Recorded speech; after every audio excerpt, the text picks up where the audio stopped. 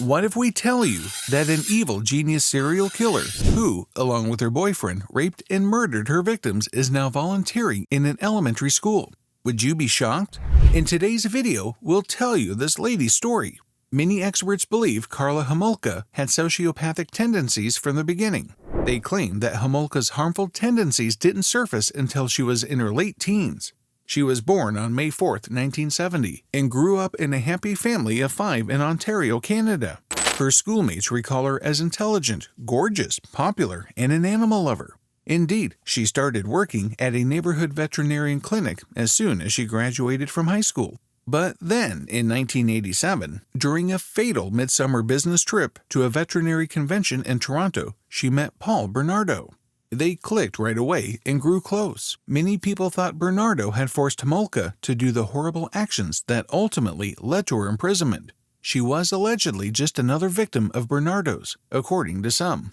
Others, however, believe that she entered the relationship voluntarily and was just as much of a sadistic criminal genius as he was.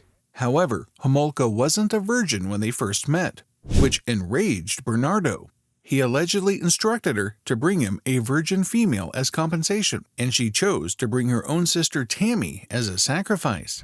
However, due to the sedatives, Tammy passed out while unconscious and then choked to death. Together, they rushed to clean and dress her body and put her on the bed and pretended that she had vomited while she was asleep. As a result, her death was determined to be an accident. Despite the tragedy in her family, Homolka and Bernardo were married in a spectacular wedding close to Niagara Falls 6 months later, when she allegedly made a commitment to love, honor, and obey him. Homolka additionally consented to give Bernardo young victims. A 15-year-old girl who worked in a pet store was a gift she gave to her husband. That evening, Homolka poisoned the girl's drink and brought her to Bernardo at the couple's new house, just as they had done with Tammy. This time, it was Homolka herself that raped the girl. Fortunately, the young woman made it through the incident, though the medicines kept her from realizing what had happened until much later. Shockingly enough, Homolka was never truly detained for her crimes, despite participating in the rape, torture, and death of 3 young girls, and the rape and torture of 4 other females. Instead, she turned herself in to protect herself from the assaults of Bernardo.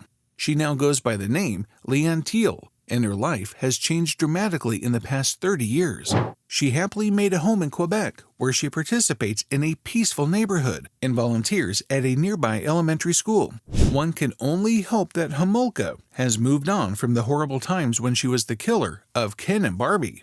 What do you think about this lady? Do you think it was the right decision to let her out this early, even after she accepted her heinous crimes? And to top that, allowing her to volunteer at an elementary school? Let us know your answers in the comment section below. We'll see you next time.